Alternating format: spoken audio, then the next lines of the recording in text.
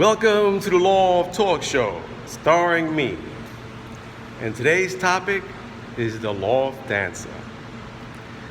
You know, about the Loft Dancer, a lot of people, if you wasn't around at that time, didn't realize that there was so many clubs that were in lofts, okay? And every person who danced at those clubs were actually dancing in the loft.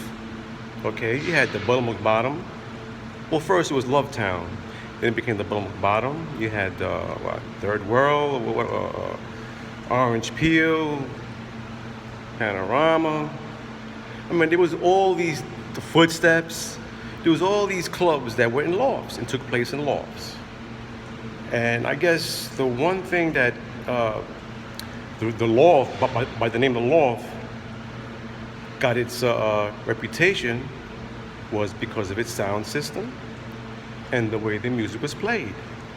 Because back in those days, funk was top, and then disco was trailing, but funk was top in those days. And what Dave would do at the loft, he would mix rock, Spanish, any type of music that was danceable and play it. And having that crazy sound system he had, I'm not sure who built it. I think it was some guy named Alex Rosner or something like that. I can't pronounce his name.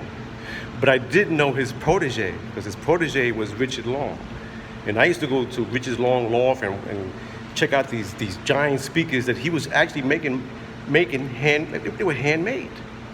But anyway, going back to the Loft Dancer. So you go back to the Buttermilk Bottom. There was a lot of good dancers at the Buttermilk Bottom. Okay, you can't call them the Buttermilk Bottom dancers, but you can call them loft dancers. The same thing with all these other loft type clubs where you had all these good dancers and okay, they weren't dancing at Dave's loft, but they were dancing at other lofts. Okay, and there was a lot of good dancers also. Nicky Ciano used to play his ass off. I used to go to the Buttermilk Bottom and didn't want to leave. And I think that was a little before the garage opened. So I think the garage opened in 1976, but the garage, you had all that sand, and it took maybe a year, 2 years before the garage really started to kick. But during those times when the garage was just starting out, there was many, many lofts, okay? So again, the loft dancer. I like that word, the loft dancer.